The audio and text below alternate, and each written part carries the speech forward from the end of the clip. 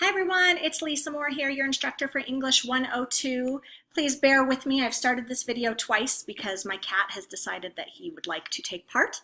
These are the joys of teaching online, is that all of your pets get to work with you. So I'm going to move that tail. Anyhow, it is week 4, and so hooray for everybody who is still hanging in there with us. Hopefully you are through the rough spots of the class and you're starting to get into a groove. You should understand how Connect works. You should know how to work the modules, and everybody should have a topic chosen and approved. The prospectus should be done and returned to you. You should be in good shape. If you don't feel like you're in good shape, send me a message in Canvas and let's talk about what we could do to help you feel more secure in class. All right, so here's what's up this week.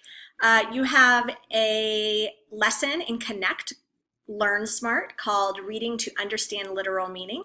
So it's about reading and reading for what we do here. So it's not about skimming, it's about research reading.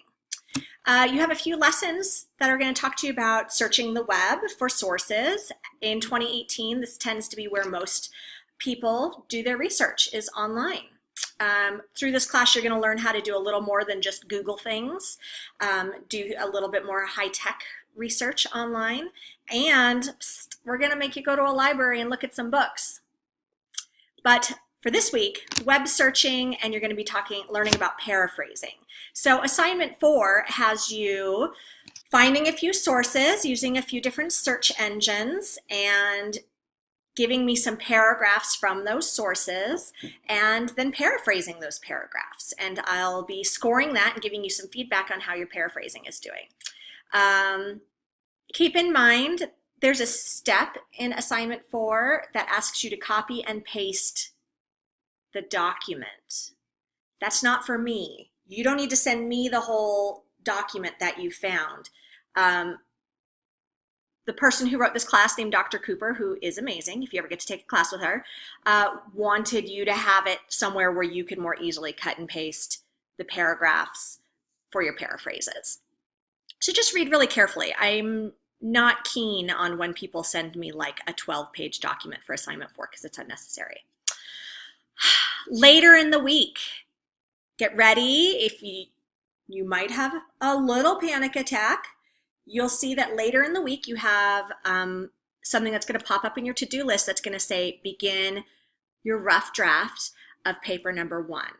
And paper number 1 is an outline. You're either writing a proposal outline or a position outline.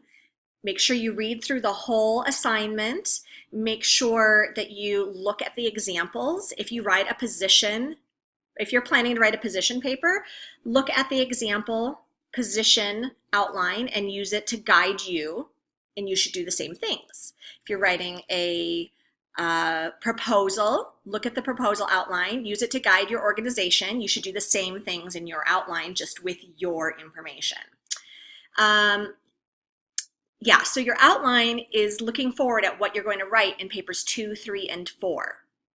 Paper 2 is background information. It's setting up the context. It's kind of giving a broad overview of the issue.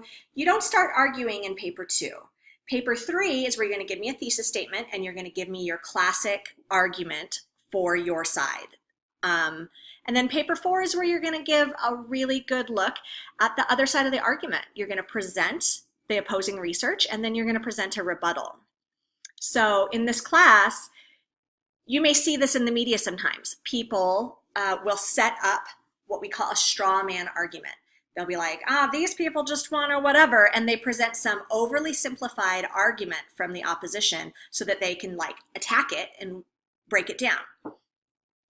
We're adults. No issue is that clear-cut and simple. The other side, regardless of where you stand, is not just stupid. There's an argument there, and you're going to need to look into it, show us that argument, and then use logic to pick it apart. That's paper 4. Paper 5 is your final exam, and it's when you take all of the feedback that you got in papers 1, 2, 3, and 4. You edit, you revise, you add content, you delete things that are on a tangent, you smooth it all out, and you turn in one glorious paper to me during final exam week. That's paper 5. Okay, so that's all you really need to know this week.